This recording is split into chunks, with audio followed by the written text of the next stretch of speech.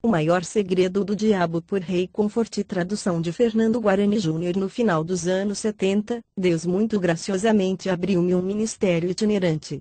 Conforme comecei a viajar, passei a ter acesso aos registros de crescimento das igrejas e fiquei horrorizado ao descobrir que algo perto de 80 a 90% das pessoas que tomavam uma decisão por Cristo estavam desviando-se da fé.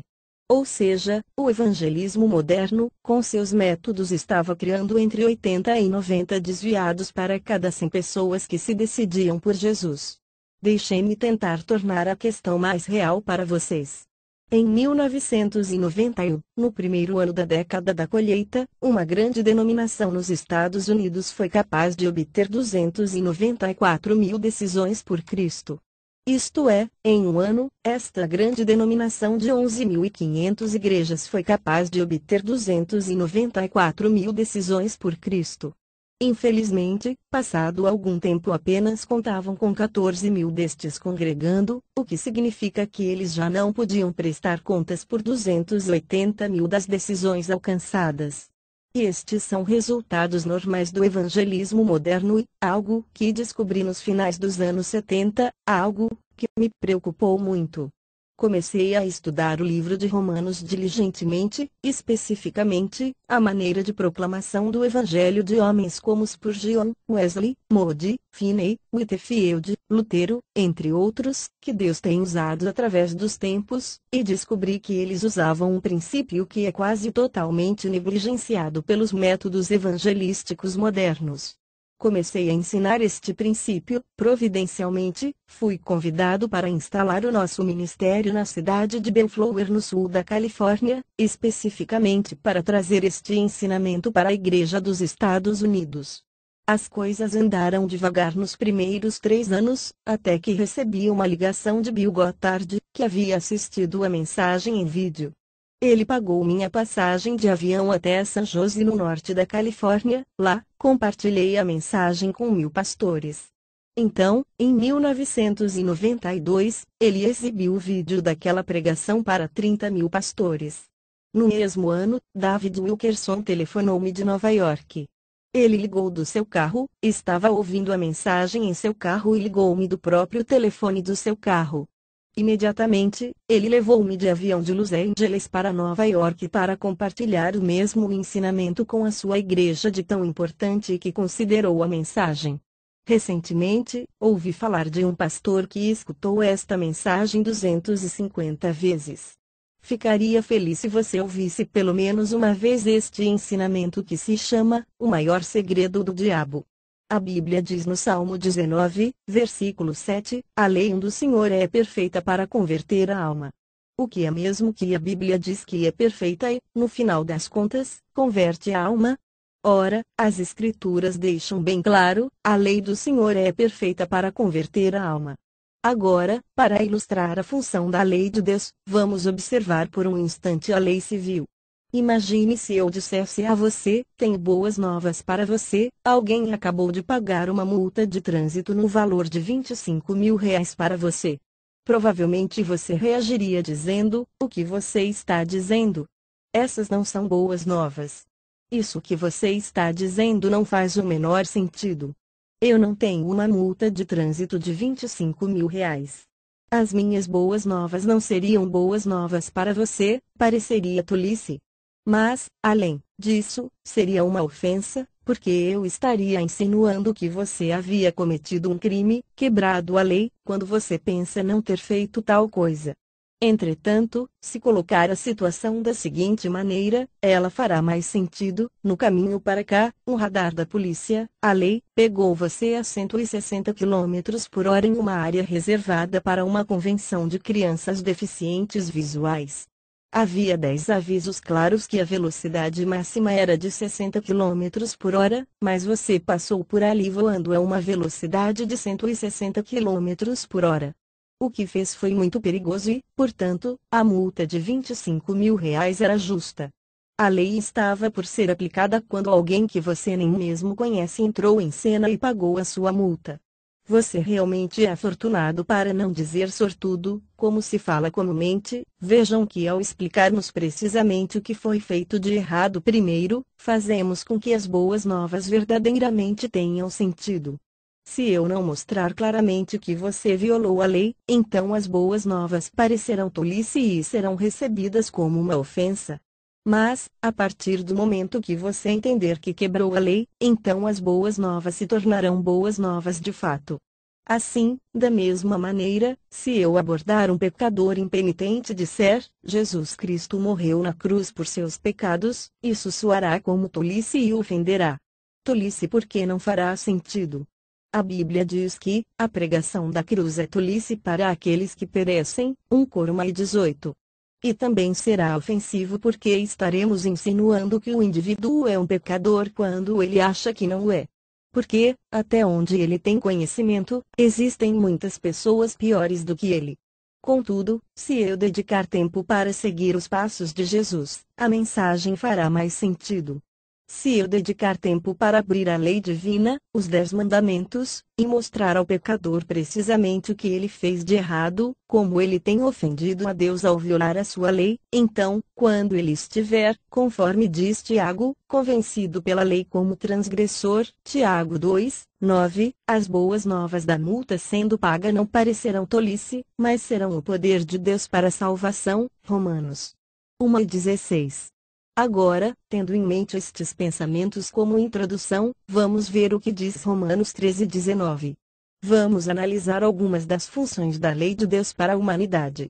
Romanos 13:19 diz assim: agora, pois, sabemos que o que quer que a lei diga, ela diz para aqueles que estão debaixo da lei, para que toda boca seja calada e todo o mundo torne-se culpado diante de Deus. Então, uma função da lei de Deus é calar a boca. Fazer os pecadores pararem de se justificar e dizer, tem muita gente pior do que eu. Eu não sou uma má pessoa, não. Ou seja, a lei cala a boca da justificação e deixa o mundo inteiro, e não apenas os judeus, culpado diante de Deus.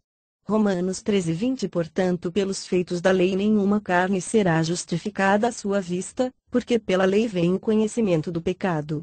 Então, a lei de Deus nos informa o que significa pecado. 1 João 3:4 diz, pecado é a transgressão da lei. Romanos 7:7 afirma, o que diremos então, diz Paulo, é a lei pecado? De modo nenhum, eu não conheci o pecado senão pela lei. O que Paulo está dizendo aqui simplesmente é, eu não sabia o que era o pecado até a lei me ensinar. Gálatas 3:24, afirma que de modo que a lei se tornou nosso aio professor, para nos conduzir a Cristo, a fim de que pela fé fôssemos justificados. A lei de Deus é de como um professor para nos trazer a Cristo para que possamos ser justificados pela fé em seu sangue. Assim, a lei não nos ajuda, ela apenas nos mostra nossa impotência.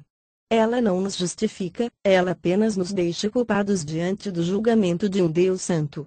A tragédia do evangelismo moderno é que, na virada do século XX, quando a lei de Deus foi abandonada e desprezada em sua capacidade de converter a alma, de conduzir os pecadores a Cristo, os defensores do evangelismo moderno tiveram que encontrar outra razão para os pecadores responderem ao Evangelho. E a maneira que os evangelistas modernos encontraram para atrair tais pecadores foi a estratégia da melhoria na qualidade de vida. O Evangelho foi degenerado para algo como, Jesus Cristo vai te dar paz, alegria, amor, realização pessoal e felicidade duradoura. Agora, para ilustrar a natureza antibíblica deste ensinamento tão popular, gostaria que vocês escutassem com bastante atenção a seguinte anedota, pois a essência do que estou ensinando baseia-se nesta historinha que vou contar. Então, por favor, escutem atentamente. 2 homens estão sentados em um avião. Ao primeiro é dado um paraquedas e é orientado a colocá-lo, pois, o paraquedas melhoraria a qualidade do seu voo. Ele fica um tanto cético no início porque não consegue ver como o fato de usar um paraquedas em um avião poderia melhorar a qualidade de seu voo. Depois de um certo tempo, porém, ele decide experimentar para ver se o que lhe havia sido dito era mesmo verdade. Então, quando ele coloca o paraquedas, ele nota o peso sobre seus ombros e descobre que tem dificuldade para sentar-se direito. Mesmo assim, não tira o paraquedas de imediato, pois se consola com o fato de que lhe foi dito que o paraquedas melhoraria o seu voo. Assim, ele decide dar um tempinho para ver se a tal coisa funciona mesmo. Enquanto espera, percebe que alguns dos outros passageiros estão rindo dele, pelo fato de ele estar usando um paraquedas em pleno voo. Ele começa a sentir-se um tanto humilhado.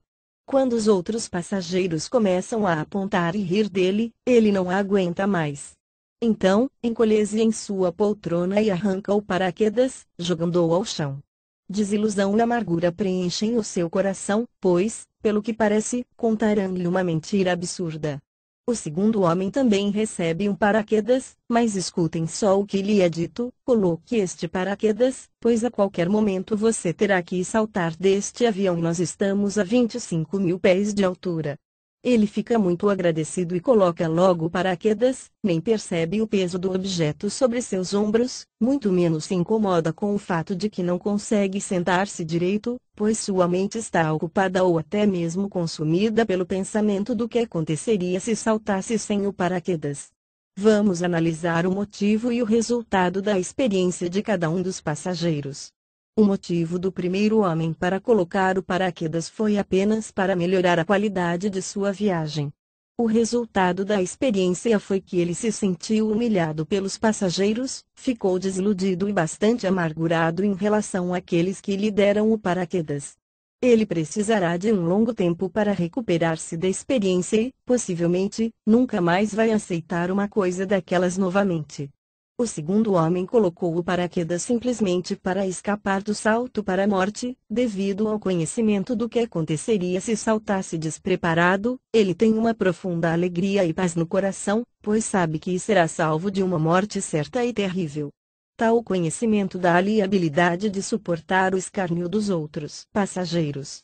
Sua atitude em relação a quem lhe ofereceu o paraquedas é de profunda gratidão. Agora, escutem o que os métodos de evangelismo moderno dizem. Eles dizem assim: coloque o Senhor Jesus Cristo. Ele te dará amor, alegria, paz, realização pessoal e felicidade duradoura.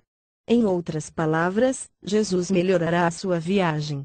Dessa maneira, o pecador responde ao apelo de um modo experimental e coloca veste o Senhor Jesus para ver se a propaganda é verdadeira. E o que vem sobre ele? Tentação, tribulação e perseguição. Os outros passageiros escarnecem dele. O que ele faz, então? Arranca o Senhor Jesus e joga ao chão, pois se sente ofendido por causa da palavra. Marcos 4:17. Ficou desiludido e bastante amargurado, e com razão. Pois, prometeram-lhe paz, alegria, amor, realização e felicidade duradoura, e tudo o que conseguiu foram provações e humilhação.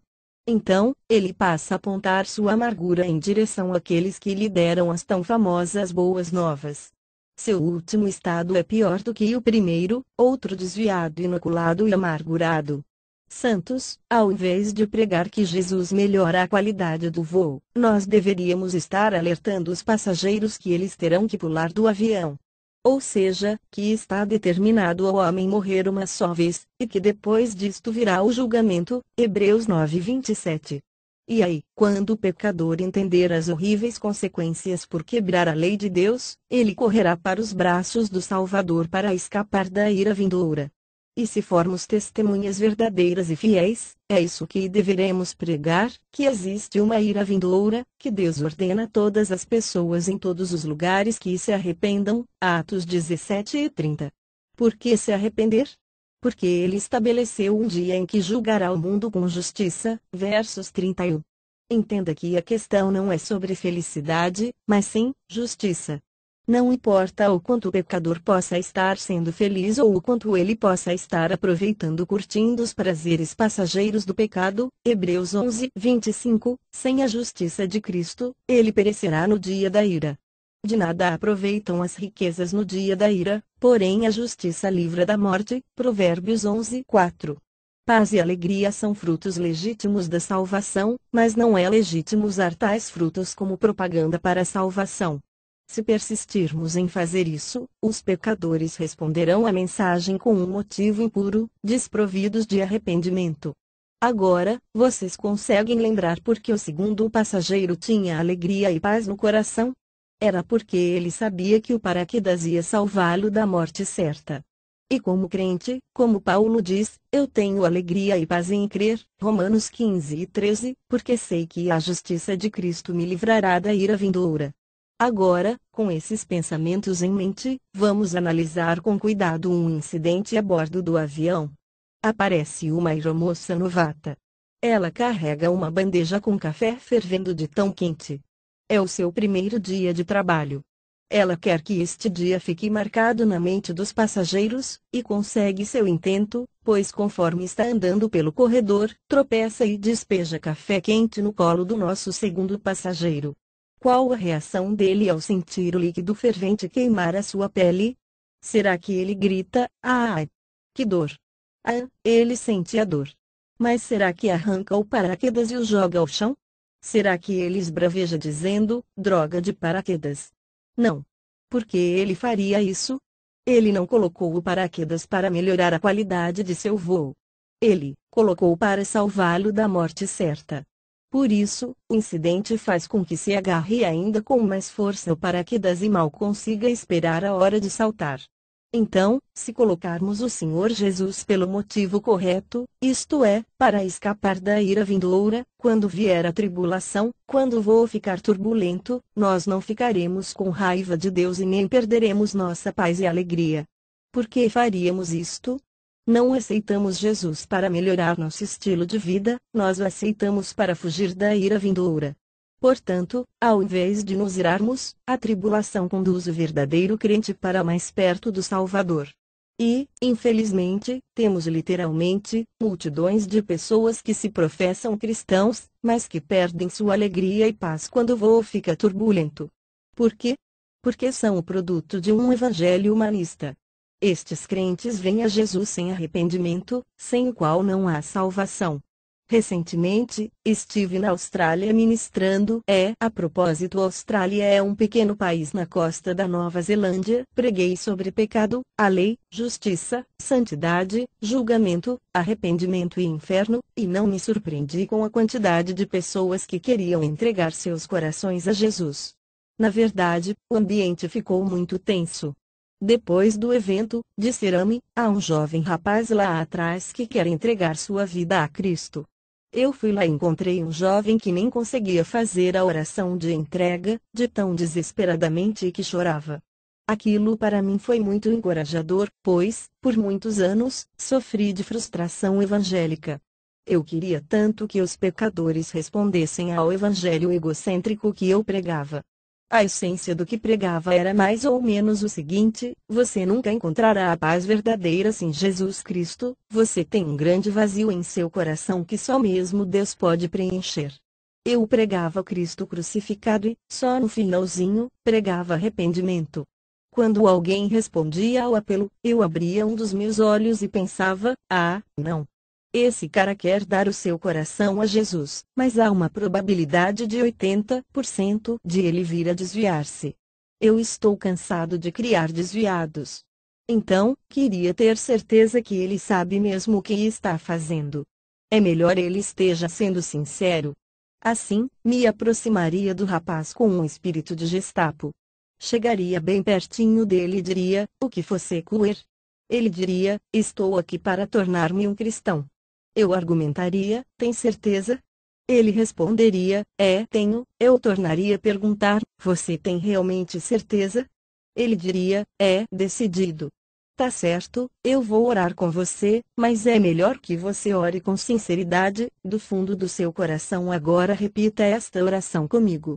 Ó Deus, eu sou um pecador. Ele dizia, Deus, eu sou um pecador.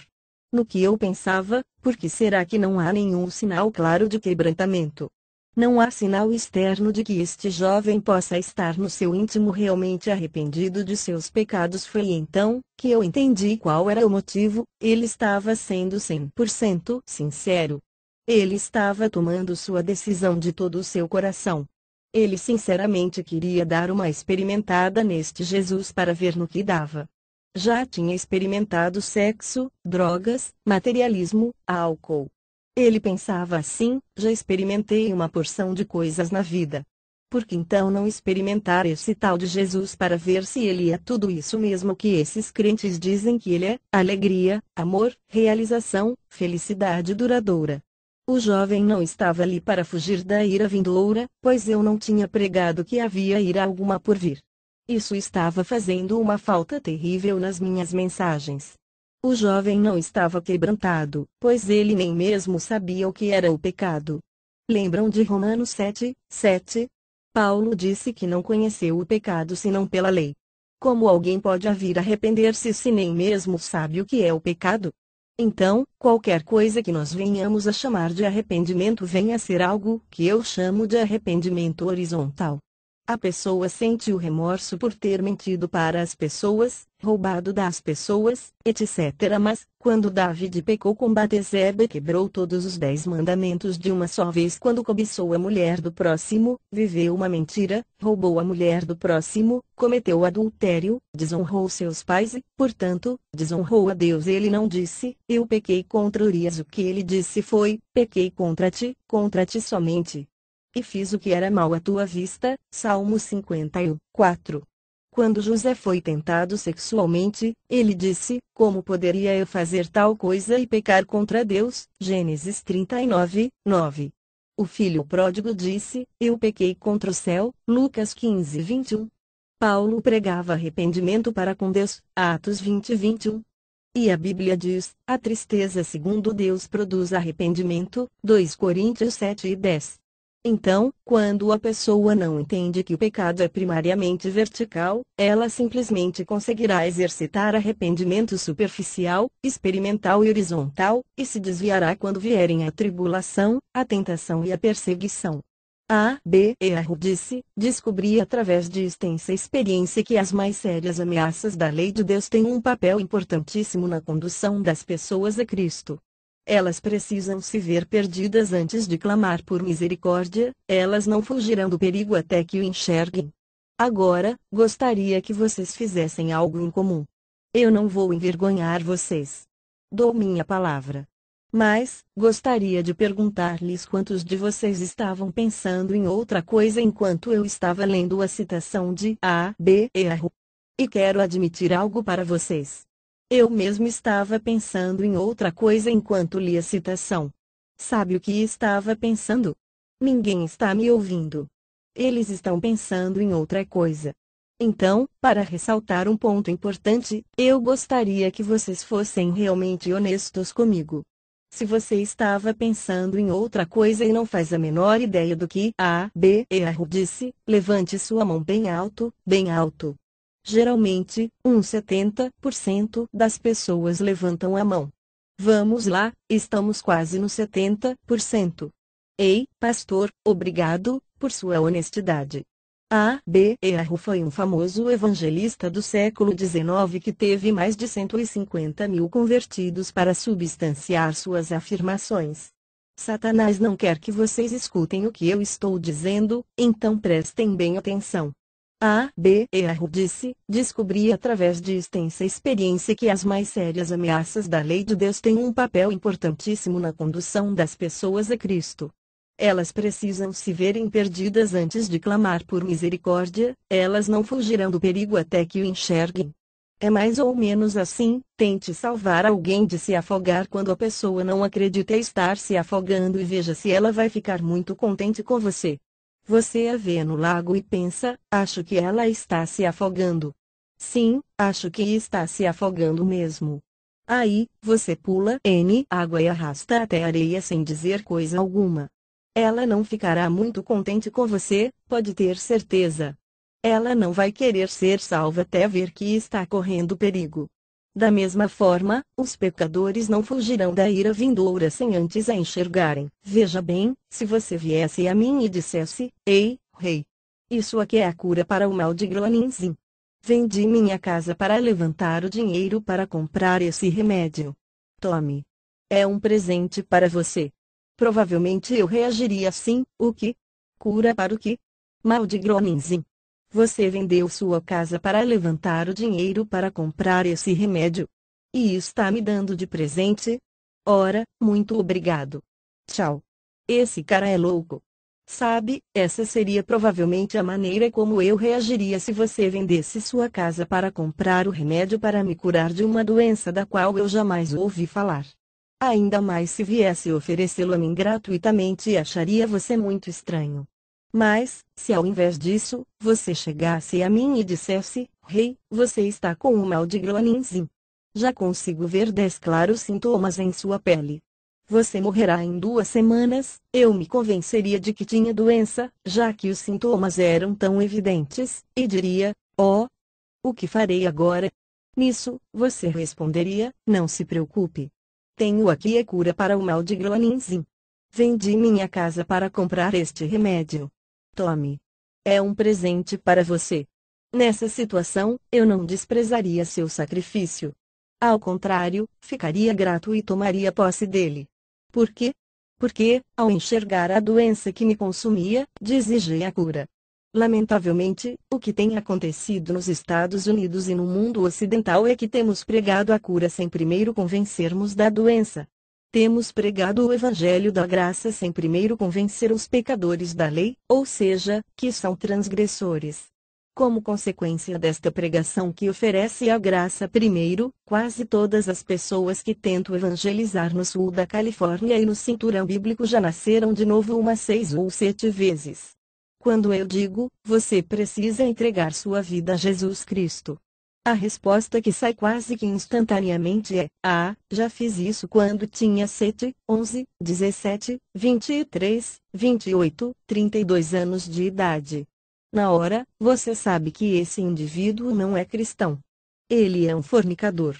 É um blasfemo, mas acha que é salvo porque nasceu de novo. O que está acontecendo? Ele está usando a graça de nosso Deus para dar ocasião à carne. Não reconhece ou estima o sacrifício. Para ele, não há nada de mais em pisar o sangue de Cristo, Hebreus 10:29. Por quê? Porque jamais se convenceu de que tinha doença e, portanto, não é grato pela cura.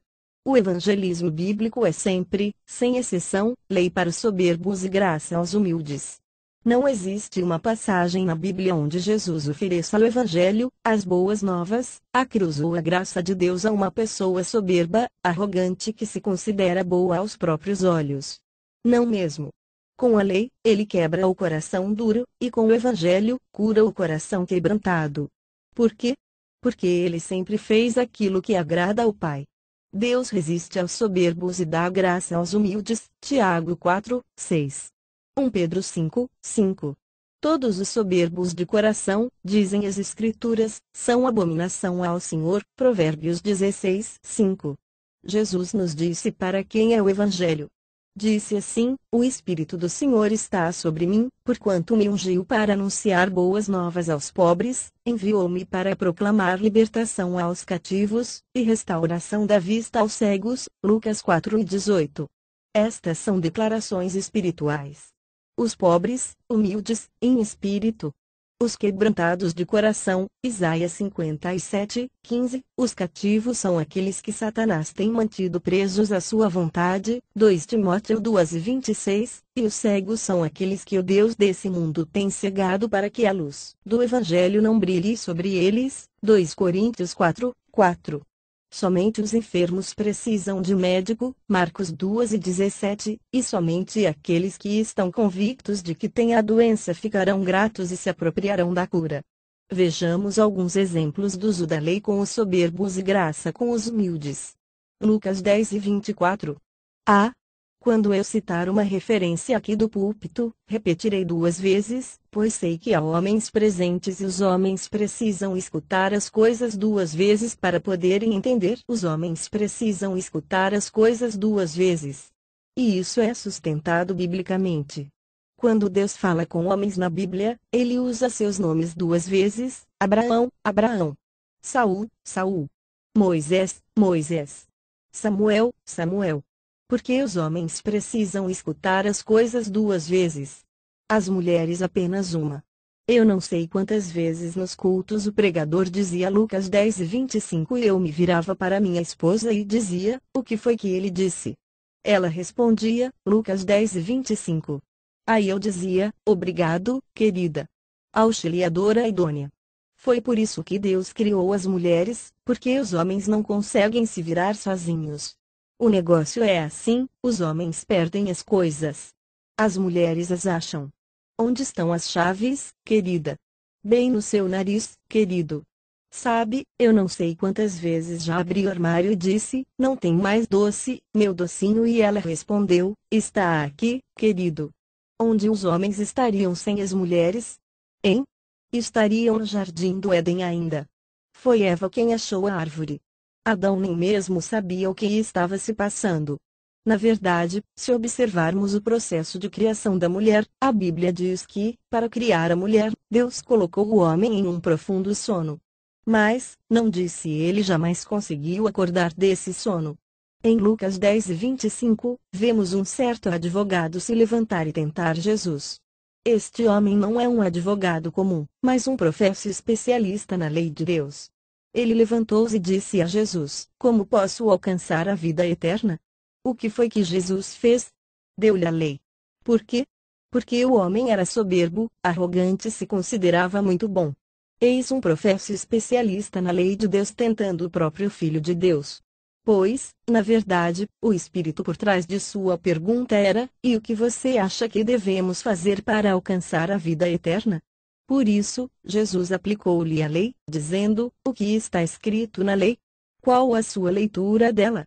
No que o advogado responde: deves amar o Senhor teu Deus de todo o teu coração, entendimento, alma e força, ama o teu próximo como a ti mesmo.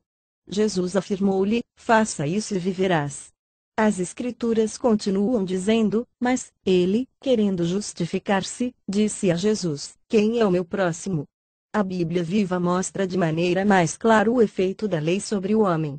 Ela diz: o homem quis justificar sua falta de amor por certos tipos de pessoas, então perguntou: quais próximos? Vejam só, ele não tinha problemas com os judeus, mas não gostava dos samaritanos. Então, Jesus contou-lhe a história que chamamos de o bom samaritano, que não era bom em absoluto. Amando o seu próximo tanto quanto amava a si mesmo, ele meramente obedeceu aos requerimentos básicos da lei de Deus. E o efeito da essência da lei, a espiritualidade da lei, daquilo que a lei exige em verdade, foi calar a boca do homem. Percebam, ele não amava seu próximo no nível exigido pela lei. A lei foi aplicada para calar todas as bocas e deixar o mundo inteiro culpado diante de Deus. De maneira parecida, em Lucas 18:18, o jovem rico chegou a Jesus, dizendo: como alcançarei a vida eterna? Eu fico me perguntando como a maioria de nós reagiria se alguém se aproximasse e dissesse: como posso alcançar a vida eterna? Certamente diríamos: rápido! Faça essa oração antes que você mude de ideia. Mas, o que foi que Jesus fez com o seu convertido em potencial? Ele aplicou-lhe a lei.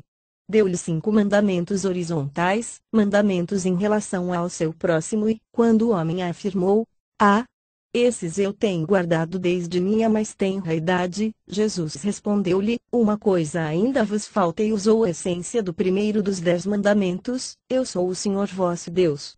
Não tereis outros deuses além de mim. Êxodo 20:23. Jesus mostrou ao jovem que o seu Deus era o dinheiro, e que não se pode servir Deus e a Mamon. Mateus 6:24. Lei para os soberbos. Também vemos a graça sendo dada aos humildes, como no caso de Nicodemos, João 3. Nicodemos era um dos líderes dos judeus. Era mestre em Israel. Portanto, era completamente versado na lei de Deus. Era humilde de coração porque veio a Jesus e reconheceu a deidade do Filho de Deus. Um líder em Israel? Sabemos que vens de Deus, pois nenhum homem pode fazer tais milagres a não ser que Deus esteja com ele. Então, Jesus deu a ele alguém que sinceramente buscava a verdade, alguém de coração humilde possuidor do conhecimento do pecado através da lei, as boas novas da multa tendo sido paga de Deus, amando o mundo de tal maneira que sacrificou o seu unigênito Filho. Assim, a mensagem não pareceu loucura para Nicodemos, mas o poder de Deus para a salvação. Algo parecido ocorreu também no caso de Natanael, João 4.351. Natanael era um israelita criado de fato debaixo da lei, em quem não havia dolo nem engano. Obviamente, a lei foi o professor que conduziu esse judeu a Cristo. Algo similar também ocorreu com os judeus no dia de Pentecostes, Atos 2. Eles eram judeus devotos que, portanto, comiam, bebiam e dormiam a lei de Deus. Matthew Henry, o comentarista da Bíblia, disse que a razão pela qual eles estavam reunidos no dia de Pentecostes era para celebrar a entrega da lei de Deus no Monte Sinai. Então, quando Pedro levantou-se para pregar para esses judeus, ele não pregou sobre a ira vindoura. Não, a lei aponta para a ira de Deus. Eles já sabiam disso. Não pregou sobre justiça ou julgamento. Nada disso. Apenas contou-lhes as boas novas da dívida sendo paga, o que os atingiu no coração e eles clamaram: Irmãos, o que faremos? Versículo 37.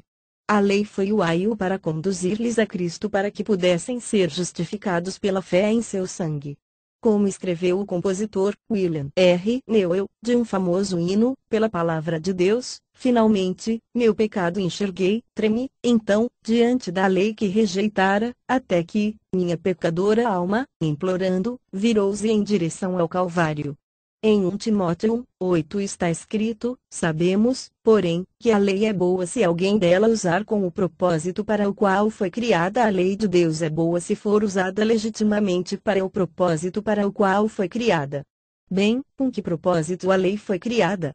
O versículo seguinte nos informa: a lei não foi feita para os justos, mas para os ímpios, e nos dá uma lista de tipos de ímpios: homossexuais, fornicadores.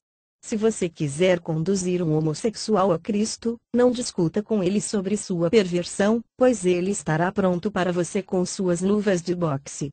Não. Apliquei-lhe os 10 mandamentos. A lei foi feita para os homossexuais. Mostrei-lhe que ele está condenado apesar de sua perversão. Se você quiser levar um judeu para Cristo, solte o peso da lei sobre ele.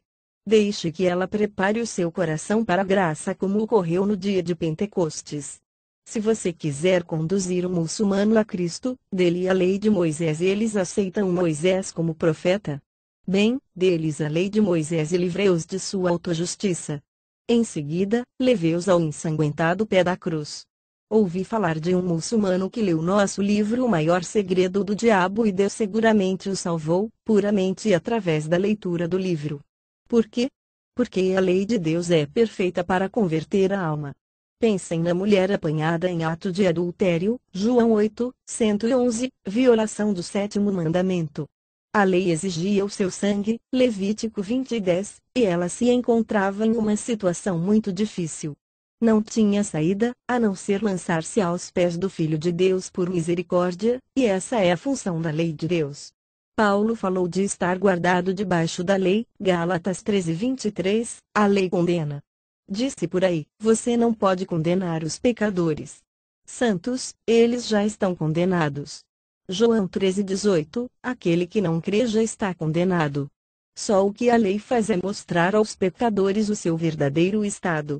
Senhoras, vocês vão bem entender esta ilustração, a mesa de sua sala está precisando de limpeza. Então, você vai e limpa.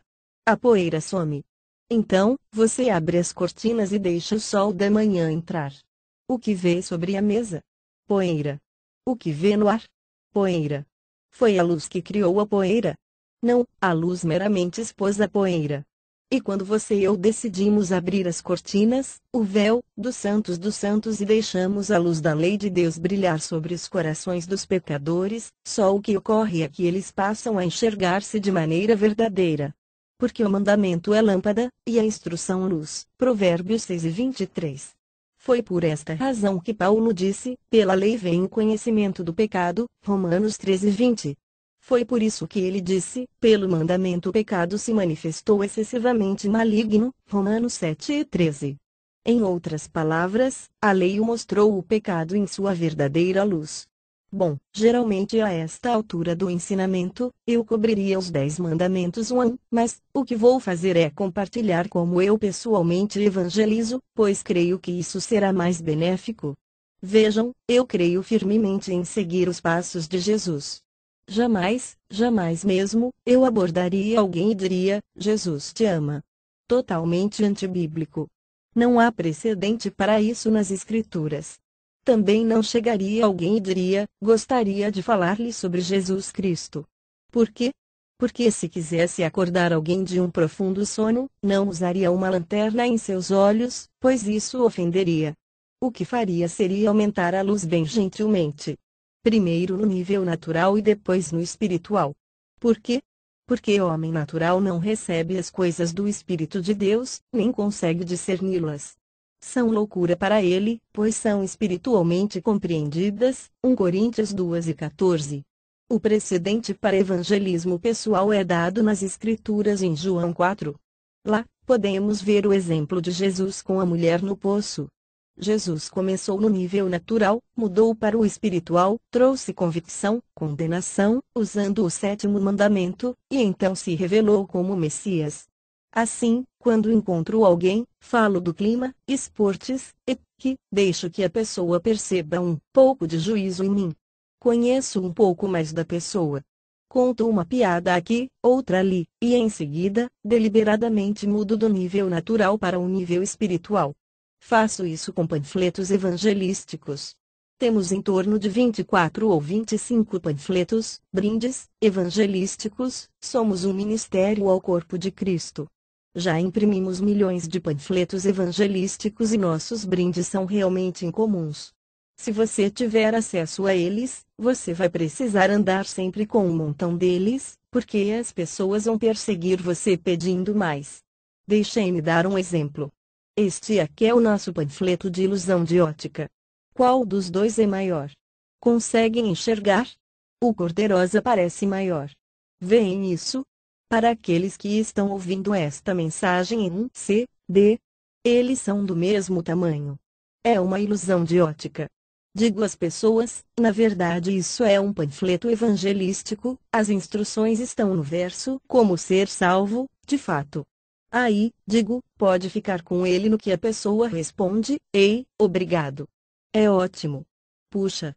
Continuo dizendo: tenho outro presente para você e do meu bolso eu tiro 1 centavo com os 10 mandamentos. Temos uma máquina que faz isso. Compramos os centavos novinhos no banco, lindos centavos que colocamos em nossa máquina que os prensa, e também serve para amassar o seu dedão se você ficar parado. Bom, a máquina prensa os centavos. O que não é contra a lei, pois isto é considerado arte. Não se trata de deformar um centavo. Então, eu digo: olha, um presente para você, no que a pessoa responde: o que é isso? Eu digo: é 1 centavo com os 10 mandamentos. Fiz com meus dentes. A letra I é fácil, mas a letra I dá bastante trabalho. Sabe, o que estou fazendo é lançar um teste para ver se ele está aberto às coisas espirituais. Se ele, de maneira negativa, disser 10 mandamentos. Muito obrigado, ele não está aberto. Mas, a reação de costume é 10 mandamentos. Puxa, obrigado. Valeu mesmo. Então, eu digo: ah, você acha que você tem guardado os 10 mandamentos? Ele responde: ah, sim, acho que sim. Eu o convido: vamos dar uma olhadinha neles? Já contou alguma mentira em sua vida? Ele diz: ah, sim, uma ou duas. Eu o pergunto: o que isso faz de você? Ele diz: um pecador. Eu insisto: não, não. Especificamente, o que isso faz de você? Ele responde: ei, cara, eu não sou mentiroso. Eu pergunto: quantas mentiras você precisa contar para ser considerado mentiroso? Não é verdade que se você contar pelo menos uma mentira, isso já faz de você um mentiroso? Ele diz: acho que você está certo. Eu pergunto: já roubou alguma coisa em sua vida? Mesmo algo de pouco valor? E ele diz: não. Então, digo: espera aí, você acabou de admitir que é um mentiroso? E pergunto: o que isso faz de você? Ele diz: um ladrão. Continuo dizendo: Jesus disse que se você olhar para uma mulher para cobiçá-la, você comete adultério com ela em seu coração. Mateus 5:28. Já fez isso? Ele responde: já. Uma porção de vezes. Então, por sua própria admissão, você é um mentiroso, um ladrão e adúltero de coração, e terá que enfrentar a Deus no dia do julgamento. E olha que nós apenas usamos 3 dos 10 mandamentos. Há mais outros 7 com os seus canhões apontados para você. Você alguma vez já usou o nome de Deus em vão? Tenho tentado parar. Então o questiono, sabe o que você está fazendo? Ao invés de usar uma palavra nojenta de 5 letras que começa com M para expressar sua raiva, você está usando o nome de Deus em seu lugar. Isso se chama blasfêmia, e a Bíblia diz: de toda palavra frívola que alguém proferir, dela prestará contas no dia do julgamento. Mateus 12:36. O Senhor não terá por inocente aquele que tomar seu nome em vão. Êxodo 20:7. A Bíblia diz que se você odeia alguém, você é assassino. 1 João 13:15. Agora, o maravilhoso sobre a lei de Deus é que Deus se ocupou de escrevê-la em nossos corações. Romanos 2:15, pois mostram a obra da lei escrita em seus corações, testificando juntamente a sua consciência. A palavra consciência significa com conhecimento. Com quer dizer consciência significa conhecimento. Consciência. Então, toda vez que ele mente, cobiça sexualmente, fornica, blasfema, comete adultério, faz isso com conhecimento de que isso é errado. Deus deu luz a todas as pessoas. O Espírito Santo os convence do pecado, da justiça e do julgamento. João 16:8. O pecado que é transgressão da lei. 1 João 3:4. A justiça que é da lei. Romanos 10:5. Filipenses 3:9. Julgamento que é pela lei. Sua consciência o acusa a obra da lei escrita em seu coração. Romanos 2:15. E a lei o condena. Então, digo, se Deus julgar você por este padrão no dia do julgamento, você será inocente ou culpado? Ele diz, culpado. Então, digo assim, você acha que vai para o céu ou inferno? E a resposta de costume é, para o céu, um produto do evangelho moderno. Eu pergunto, por que acha isso? Seria porque você acha que por Deus ser bom ele vai relevar os seus pecados? Ele responde, é isso aí. Ele vai relevar os meus pecados. Bem, tente isso em um tribunal. Imagine que você cometeu estupro, assassinato, tráfico de drogas, vários graves crimes. O juiz diz, você é culpado. Todas as provas estão aqui. Tem alguma coisa a dizer antes de eu proferir sua sentença? Você responde, sim, senhor juiz. Gostaria de dizer que acredito que o senhor é um bom homem e vai relevar meus crimes. O juiz provavelmente diria, tem razão em relação a uma coisa, sou mesmo um bom homem e, por causa de minha bondade, me certificarei que a justiça seja feita. Por causa da minha bondade, vou me certificar de que você seja punido. E a mesmíssima coisa que os pecadores acham que há de salvá-los no dia do julgamento, a bondade de Deus será o que vai condená-los. Por Deus ser bom, ele deve, por natureza, punir todos os assassinos, estupradores, ladrões, mentirosos, fornicadores e blasfemos. Deus vai punir o pecado onde quer que ele se encontre. Ora, com esse conhecimento, o pecador passa a ser capaz de compreender a mensagem. Ele, agora, tem a luz necessária para entender que seu pecado é primeiramente vertical, que pecou contra o céu, Lucas 15:21. Que violou a lei de Deus, irou a Deus e que sobre ele a ira de Deus permanece, João 13:36. Agora ele pode ver que foi pesado na balança da justiça eterna e foi achado em falta, Daniel 5:27. Agora entende a necessidade de um sacrifício. Cristo nos redimiu da maldição da lei fazendo-os maldição por nós, Gálatas 13:13. Deus demonstrou seu amor por nós, pois enquanto ainda éramos pecadores, Cristo morreu por nós, Romanos 5:8. Nós quebramos a lei. Cristo pagou a multa. É simples assim. E se as pessoas se arrependerem e colocarem sua fé em Jesus, Deus cancelará os seus pecados para que no dia do julgamento, quando o processo for reaberto, Deus possa dizer, seu processo foi encerrado por falta de provas. Cristo nos redimiu da maldição da lei fazendo-os maldição por nós e, portanto, o redimido passa a exercitar o arrependimento para com Deus, a fé em nosso Senhor Jesus Cristo, Atos 20:21, coloca sua mão ao arado e não olha para trás, pois agora está apto para o reino, Lucas 9:62. A palavra apto significa pronto para uso. O solo de seu coração foi transformado para que pudesse receber as palavras gravadas que podem salvar sua alma. Tiago 1:21. Bom, eu não tenho tempo para compartilhar muitas citações com vocês, mas elas estão no material impresso que vocês receberam. Estou certo que vocês reconhecerão estes nomes: John Wycliffe, o tradutor da Bíblia. Ele disse: o maior serviço que alguém pode fazer na terra é pregar a lei de Deus. Por quê? Porque a lei conduz os pecadores à fé no Salvador, à vida eterna. Martinho Lutero disse: o primeiro dever do pregador do Evangelho é declarar a lei de Deus e expor a natureza do pecado. De fato, conforme lemos estas citações, reconhecemos nestes homens uma convicção tão grande que podemos sentir seus dentes travados. Esses homens disseram coisas do tipo: se não usarmos a lei na proclamação do Evangelho, encheremos nossas igrejas de falsos convertidos. Pessoas com um coração cujo solo é pedregoso e que apenas inicialmente recebem a mensagem com alegria. Escutem só o que Martinho Lutero disse também: Satanás, o Deus de toda dissensão, levanta novas seitas diariamente. Uma de suas manobras mais recentes, que eu jamais suspeitaria poder vir a existir, foi de levantar uma seita na qual se prega que as pessoas não deveriam ter medo da lei, e na qual as pessoas são gentilmente exortadas pela pregação da graça de Cristo, o que perfeitamente resume uma grande parte do evangelismo moderno. Bonnie Wesley disse a um jovem amigo evangelista: pregue 90% lei e 10% graça. Então, podes questionar: 90% lei e 10% graça. Muito pesado. Será que não dava para ser 50% para cada uma? Pense assim: eu sou o médico, você o paciente. Você tem uma doença terminal. Eu tenho a cura, mas é absolutamente essencial que você esteja totalmente comprometido com a cura, pois, se não estiver 100% comprometido, não funcionará. Como devo lidar com essa situação? Provavelmente é assim: venha cá. Sente-se.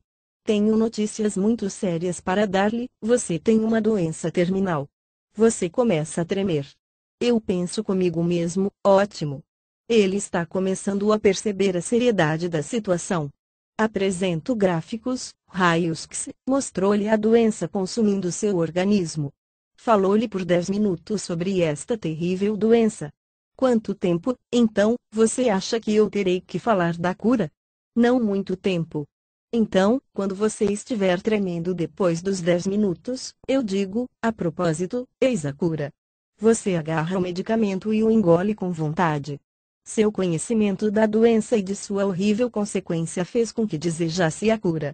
Sabem, antes de eu ser cristão, eu tinha tanto desejo de justiça quanto um garoto de 4 anos tem pela palavra banho.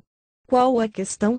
Jesus disse: bem-aventurados os que têm fome e sede de justiça. Mas, quantos descrentes você conhece que têm fome e sede de justiça? A Bíblia diz: não há quem busque a Deus, Romanos 13:11. Ela diz que eles amam a escuridão e odeiam a luz, não virão à luz, a não ser que seus feitos sejam expostos. João 3:1920. A única coisa que bebem como se fosse água é a iniquidade. Jó 15:16. Contudo, na noite em que fui confrontado com a natureza espiritual da lei de Deus, entendi que Deus exige a verdade no íntimo, Salmo 51:6, que ele via meus pensamentos e considerava a lascívia como o mesmo que adultério e ódio como homicídio. Comecei a pensar: vejo que estou condenado. O que preciso fazer para me acertar? Comecei a sentir sede de justiça. A lei pôs sal em minha língua. Ela foi o aio para me levar a Cristo. Charles Spurgeon disse: não aceitarão a graça até tremerem diante de uma lei justa e santa. D. L. Moody, Bonnie Bunyan, Bonnie Newton, que escreveu maravilhosa graça, e se alguém podia falar sobre graça com tanta propriedade, esse era Newton. Bonnie Newton disse que a correta compreensão da harmonia entre lei e graça nos preserva de ser enredados por erros tanto na mão direita quanto na esquerda. Charles Finney disse cada vez mais: a lei deve preparar o caminho para o Evangelho. Disse ainda: negligenciar isto na instrução das almas certamente resultará em falsa esperança, na introdução de um padrão falso da experiência cristã, e encherá a igreja de falsos convertidos. Santos, esta foi a primeira frase que David Wilkerson disse a mim quando me ligou do telefone do seu carro. Eu pensava que era o único que não acreditava em acompanhamento. Vejam, eu acredito que devemos alimentar um novo convertido, creio que devemos nutri-lo. Creio que devemos discipulá-lo, isto é bíblico extremamente necessário. Mas, não acredito em fazer acompanhamento. Não consigo encontrar tal prática nas Escrituras. O eunuco etíope foi deixado sem acompanhamento algum. Como ele conseguiu sobreviver? Tudo o que ele tinha era Deus e as Escrituras. Acompanhamento. Bem, deixem-me primeiro explicar o que é acompanhamento para aqueles que não sabem o que é isso. Acompanhamento é quando conseguimos decisões para Cristo, ou através de cruzadas ou na igreja local, e designamos obreiros para fazer a colheita, sendo tão poucos quanto os obreiros já são, de gás e de passagem, dando-lhes a desanimadora tarefa de correr atrás destas decisões para se certificar de que prosseguirão com Deus. Isso na verdade é uma triste admissão da quantidade de confiança que nós temos no poder de nossa mensagem e no poder sustentador de Deus. Se Deus o salvou, Deus o sustentará. Se forem nascidos de Deus, jamais morrerão. Se ele começou uma boa obra neles, ele a completará até aquele dia. Filipenses 1:6. Se ele for o autor de sua fé, ele será também o consumador de sua fé. Hebreus 12:2. Ele pode também salvar perfeitamente os que por ele se chegam a Deus. Hebreus 7:25. Ele é capaz de sustentá-los para que não caiam e apresentá-los imaculados e jubilosos diante de sua presença e glória. Judas 24. Jesus disse: ninguém irá arrebatá-los da mão de meu Pai. João 10:29. Vejam, santos, o problema é que Lázaro já está com 4 dias de morto. João 11. Podemos entrar na tumba correndo, podemos puxá-lo para fora, podemos colocá-lo de pé, podemos abrir os seus olhos, mas ele cheira mal. Versículo 39. Ele precisa ouvir a voz do Filho de Deus. Os pecadores mundo afora também estão mortos há 4 dias em seus pecados. Podemos correr a eles e dizer: façam esta oração. Ainda assim, precisarão ouvir a voz do Filho de Deus, ou não haverá vida neles, e o que prepara o ouvido dos pecadores para ouvir a voz do Filho de Deus é a lei. É o aio para levá-los a Cristo para que possam ser justificados pela fé. Gálatas 13:24. Santos, a lei funciona, ela converte a alma. Salmo 19:7. Torna a pessoa uma nova criatura em Cristo, as coisas velhas já passaram, eis que tudo se fez novo. 2 Coríntios 5:17. Então, quando encontrar um pecador, experimente a lei nele. Mas, ao fazer isso, lembre-se desta anedota. Você está viajando em um avião, saboreando o seu café, beliscando um biscoitinho e assistindo um filme. O voo está ótimo, muito agradável mesmo, quando, repentinamente, se ouve: aqui quem fala é o comandante. Tenho um comunicado a todos. Como a cauda desta aeronave acabou de partir-se, nós vamos cair. É uma queda de 25.000 pés. Há um paraquedas sob sua poltrona. Por gentileza, coloque-o agora. Obrigado por sua atenção e preferência. Você diz: o que? 25.000 pés. Caramba! Que felicidade estar de paraquedas. Aí, você olha e vê o cara ao lado beliscando um biscoitinho, tomando um cafezinho e assistindo um filminho e diz: com licença, você não ouviu o comandante? Coloque o paraquedas. Ele vira para você e diz: ah, não acho que o comandante se expressou direito. Além do mais, estou muito feliz assim. Obrigado. Agora, não vá se virar para ele de maneira sinceramente zelosa e dizer: oh, por favor, coloque o paraquedas. Será melhor que o seu filme. Isso não faz sentido. Se você lhe disser que o paraquedas, de alguma forma, vai melhorar o seu voo, ele vai colocá-lo pelo motivo errado. Se quiser que ele coloque o paraquedas e continue com ele, avise-o sobre o salto. Vire-se para ele e diga: com licença. Ignore o comandante e se quiser, salte sem o paraquedas. Ploft no chão. Ele diz: opa! Como é que você disse?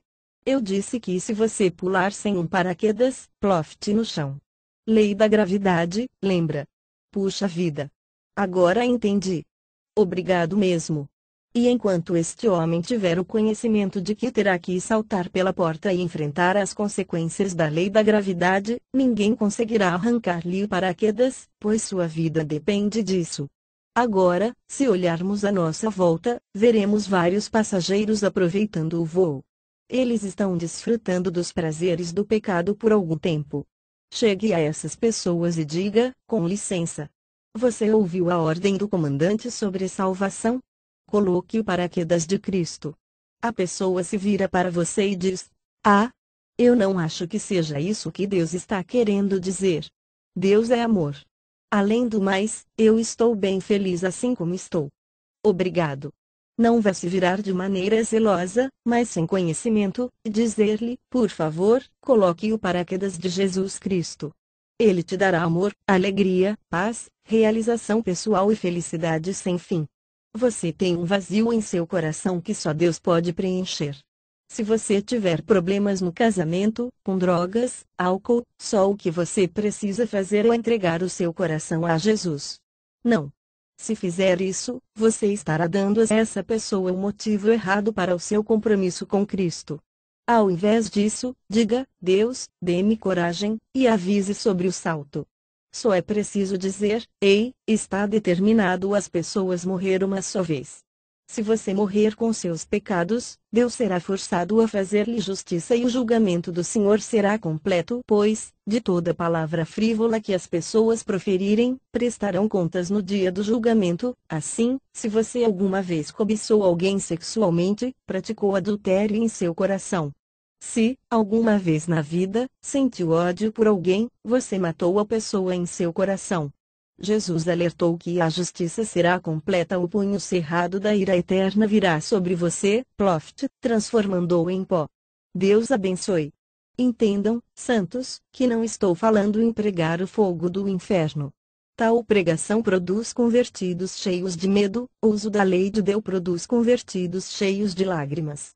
Os primeiros vêm a Cristo porque querem escapar do fogo do inferno, mas, em seus corações, acham que Deus é duro e injusto, pois a lei de Deus não foi usada para mostrar-lhe quão mau é o pecado. Não conseguem ver que merecem o inferno e, portanto, não entendem misericórdia ou graça. Assim, falta-lhes gratidão a Deus por sua misericórdia. E gratidão é a motivação básica do evangelismo. Não haverá zelo no coração de um falso convertido para evangelizar. No segundo caso, os pecadores vêm a Cristo sabendo que pecaram contra Deus, que os olhos de Deus estão em todo lugar observando o bem e o mal, que Deus vê a escuridão como se fosse pura luz, que Deus tem visto os seus pensamentos. Se Deus, em sua santidade, no dia da ira fizesse manifestos todos os seus pecados escondidos de seu coração, todas as suas atitudes feitas às escondidas, se ele fizesse manifesta toda a evidência de sua culpa, Deus os tomaria por algo impuro e os lançaria no inferno, aplicando-lhes a justiça.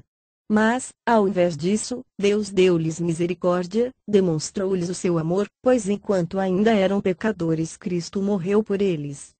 Assim, caem de joelhos diante da cruz manchada de sangue e diz: ó Deus, se fizeres isto por mim, farei tudo por ti. Me apraz fazer a tua vontade, ó meu Deus. Tua lei está escrita em meu coração. E, da mesma maneira que o homem que sabia que teria que saltar pela porta do avião e enfrentar as consequências por quebrar a lei da gravidade, por isso, jamais tiraria o paraquedas pois sua própria vida dependia dele, assim também é todo aquele que chega ao Salvador sabendo que terá que deparar-se a Deus face a face no dia da ira, jamais desprezará a justiça de Deus em Cristo, pois sua própria vida depende disso. Deixem-me ver se posso ilustrar bem a questão ao nos aproximarmos do término desta mensagem. Estava em uma loja algum tempo atrás e o proprietário estava a servir um cliente usando o nome de Deus de forma blasfema. Bem, se alguém usasse o nome de minha esposa de forma blasfema, isto é, em lugar de um palavrão, eu ficaria extremamente ofendido com isso. Mas, aquele cara estava usando o nome de Deus como um palavrão, o nome do Deus que lhe dera vida, seus olhos, habilidade de pensar, seus filhos, seu alimento, todo o prazer que já tivera até aquele momento lhe tinha sido dado pela bondade de Deus e ele estava usando o nome de Deus como um palavrão. De maneira indignada, curvei-me entre ele e o freguês e disse, com licença, isso aqui é uma reunião religiosa? O cara se virou e disse, que diabos? Não. Ah, é sim. Pois agora você está falando do diabo. Deixei-me dar um de meus livros de presente para você. Então, fui até o meu carro e peguei um livro que escrevi chamado Deus não acredita em ateus, evidência de que ateus não existem. É um livro que usa lógica, humor, raciocínio e racionalismo para provar a existência de Deus, que é algo que se pode fazer em 2 minutos sem usar fé. É algo muito simples para provar a existência de Deus de maneira absolutamente conclusiva. Além disso, se prova também que ateus não existem. Na verdade, deixem-me mostrar-lhes um de nossos adesivos para carro. Dia Nacional do Ateu. 1º de abril. Continuando a história, dei o livro ao proprietário da loja e, 2 meses depois, voltei lá para dar-lhe outro livro meu amigos estão morrendo. Uma história verídica e pungente sobre a ministração do Evangelho na parte mais perigosa de Los Angeles, um livro que também usa humor em sua apresentação. Dei-lhe estes livros e, posteriormente, ele me ligou para contar-me o que tinha acontecido. Sua esposa começou a olhar feio para ele por estar lendo um livro chamado Meus Amigos Estão Morrendo e dando risadas a cada 2 minutos.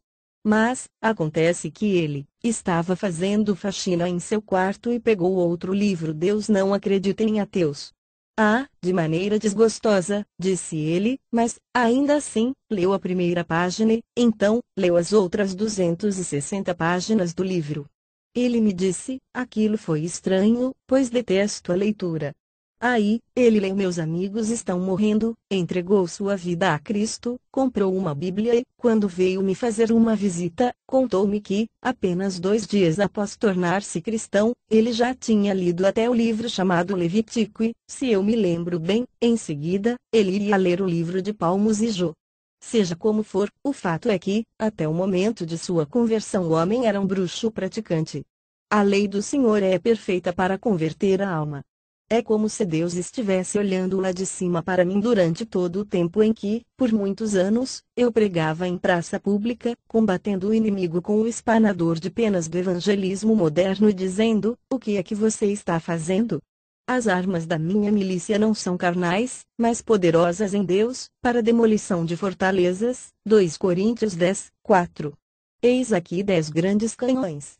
E, quando eu comecei a alinhar e apontar os 10 canhões da lei de Deus, os pecadores pararam de caçoar e fazer pouco. Muito pelo contrário, seus rostos ficaram pálidos. Eles começaram a erguer as mãos e dizer, eu me rendo e entrego tudo a Jesus. Começaram a vir para o lado dos vencedores para nunca pensar em retroceder.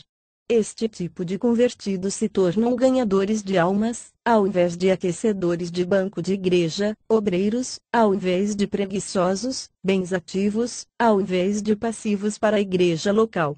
E agora, santos, com suas cabeças erguidas e olhos abertos, e sem música alguma sendo tocada, deixem-me desafiá-los sobre a validade de sua salvação. O evangelismo moderno diz, jamais questione a sua salvação. Porém, a Bíblia diz exatamente o contrário. Ela diz, examinai-vos a vós mesmos se permaneceis na fé, 2 Coríntios 13, 5. É melhor que seja agora do que no dia do julgamento. A Bíblia diz ainda, procurai fazer firme a vossa vocação e eleição, 2 Pedro 1 e 10, e alguns de vocês sabem que há algo radicalmente errado com sua caminhada cristã. Você perde sua paz e alegria quando o voo fica turbulento. Faltar-lhe zelo para evangelizar. Jamais você caiu com o rosto em chão diante do Deus Todo-Poderoso e disse, pequei contra ti, ó Deus. Tem misericórdia de mim. Nunca você correu para os braços de Jesus Cristo para ser limpo pelo seu sangue, clamando desesperadamente, Deus, tem misericórdia de mim, pois sou um pecador. E tem mais, faltar-lhe gratidão, faltar-lhe um zelo ardente pelos perdidos. Você não pode nem dizer que o fogo de Deus queima em seu coração. Na verdade, há um grande perigo de estar entre aqueles chamados mornos que serão cuspidos da boca de Cristo no dia do julgamento, Apocalipse 13:16, quando as multidões clamarão a Jesus, Senhor, Senhor, e ele dirá, apartai-vos de mim todos vós transgressores que praticais a iniquidade, nunca vos conheci. Mateus 7, 2223. Ignoraram a lei divina. A Bíblia diz mais: apartei-se da iniquidade todo aquele que profere o nome do Senhor. Então, hoje mesmo, você precisa reajustar o motivo de seu compromisso. Amigo, não deixe o seu orgulho impedi-lo. Gostaria de orar por você. Eu orarei daqui mesmo e você pode ficar aí onde está sentado. E se você quiser se incluir nesta oração, eu gostaria que levantasse a sua mão, mas lembrasse disso: se você pensar, bem, eu deveria levantar a minha mão, mas o que as pessoas vão pensar? Isso é orgulho, pois prefere a aprovação dos homens do que a de Deus. João 12:43. Todo aquele que é orgulhoso de coração é abominação ao Senhor. Provérbios 16:5. Deus resiste aos orgulhosos, mas dá graça aos humildes. Então, humilhe-se diante da poderosa mão de Deus e Ele, no tempo certo, te exaltará. 1 Pedro 5:56. Chame isso de renovação de compromisso. Chame de compromisso, chame do que quiser, mas, seja lá de que você o chamar, certifique-se de seu chamado e eleição. 2 Pedro 1:10. Fim. Esta mensagem foi pregada pela primeira vez em agosto de 1982. Reprodução permitida e encorajada. Traduzida para o português do Brasil em setembro de 2005. Tradutor, F. Guarani, @yahoo.com.br, www.evangelismobiblico.br, www.living Waters com Living Waters Publications, P.O. Box 1172, Bellflower, K 90706 Orderline. 18.4.371.893